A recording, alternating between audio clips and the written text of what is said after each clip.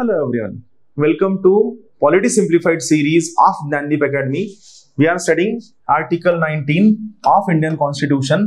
Article 19 gives certain freedom. Right?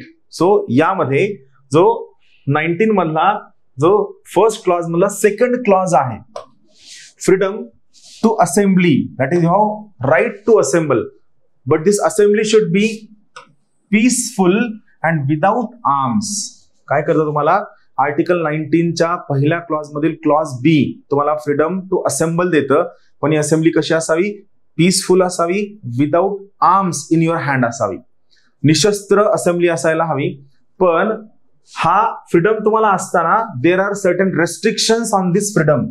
यावरती काही restrictions आहेत. काय रेस्ट्रिक्शन्स आहेत? Will try to understand. See, हे काय म्हणतं? Nothing in subclause B of the said clause shall affect the operation of existing law or in so far as imposes or prevent the state from making any law. म्हणजे हा fundamental right use करत असताना जर एखादा law already existence मध्ये आहे किंवा पार्लमेंटला एखादा नवीन लॉ बनवायचा आहे, नवीन लॉ कशासाठी बनवायचा आहे? For imposing in the interest of the sovereignty and integrity of India, public order, यासाठी पार्लमेंटला लॉ करायचा आहे. Reasonable restrictions on the exercise of right conferred by the said sub clause. म्हणजे समजा तुम्हाला आर्टिकल 19 च्या पहिल्या क्लॉज मधला जो सब क्लॉज बी आहे यानं फ्रीडम ऑफ असेंब्ली दिलेलं आहे, आणि असेंब्ली कशी असावी? पीसफुल असावी, विदाउट आर्म्स असावी.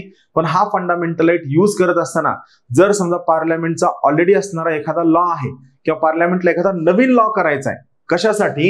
For protecting sovereignty and integrity of India, किंवा पब्लिक ऑर्डर साठी एखादा नवीन लॉ करायचा आहे, किंवा कोणत्याही प्रकारचं रिझनेबल रेस्ट्रिक्शन टाकायचं. हा जो थर्ड पॉइंट आहे याला ओपन एंडेड ठेवलंय. कोणत्याही प्रकारचं रिझनेबल रेस्ट्रिक्शन टाकायचं आहे तर त्या पर्टिक्युलर केसमध्ये जर समजा पार्लमेंटने या पहिल्या, दुसऱ्या, तिसऱ्या पार्टसाठी एखादा लॉ केला आणि हा लॉ त्या मगाच्या फंडामेंटल राईटला व्हायोलेट करत असेल तरी सुद्धा this parliamentary law will have upper hand over this particular fundamental right.